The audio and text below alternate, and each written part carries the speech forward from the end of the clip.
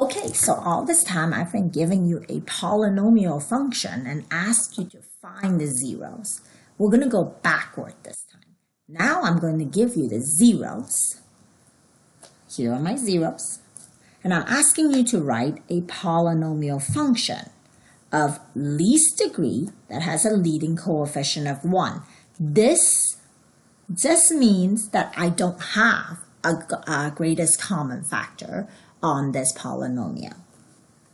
So no need to multiply by a greatest common factor. That's all that means. All that it means. Okay, so let's get started. I know that my zeros are -4, 2, and 4. I'm going to list that out as x equals -4, x equals to 2, and x equals to 4.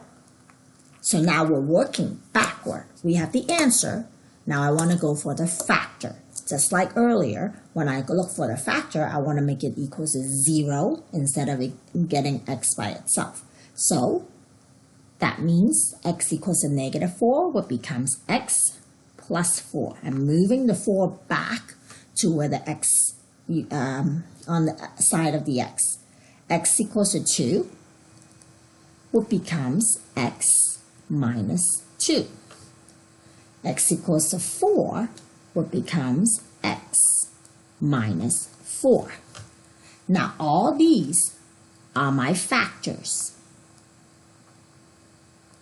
I started with, these are my zeros, these are my solutions, and then I'm going to make it to factors.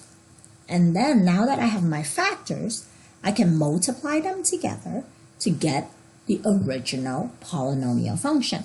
So I'm going to do x plus 4 times x minus 2 times x minus 4. Multiplying these, remember that we're multiplying 2 at a time. So using the array method, x plus 4 times x minus 2, that's going to give me x squared. That's going to give me 4x, negative 2x, negative 8. So I'm going to take that answer, x squared plus 2x minus 8, and I have to take that and multiply it by that last factor, x minus 4. So now I get an array, a 3 by 2 array.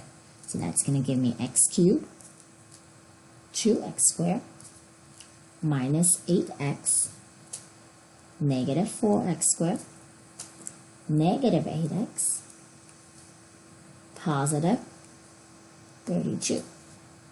So my final function, and notice how it says function f. That means that I need to write it as f of x equals to, combine like terms within, x cubed minus 2x squared minus 16x plus 32.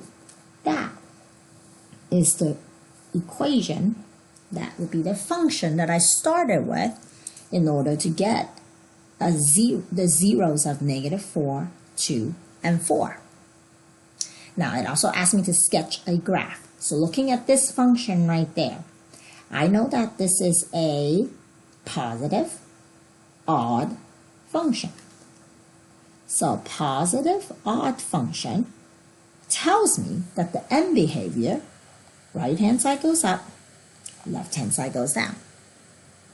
I know the y-intercept of this function is my c. My c is positive 32. So the y-intercept is at 32. So, and I also know my zeros, because that's the first thing that the graph, that the problem gave me. X equals to -4, x equals to 2, and x equals to 4. Knowing this, I can now sketch my graph. First, put my zeros down, -4, 2, and 4. Those are my zeros. And since it's positive odd, I know it's going to end up going up on the right, down on the left. y-intercept is 32. So somewhere way up here, that's my y-intercept at 32.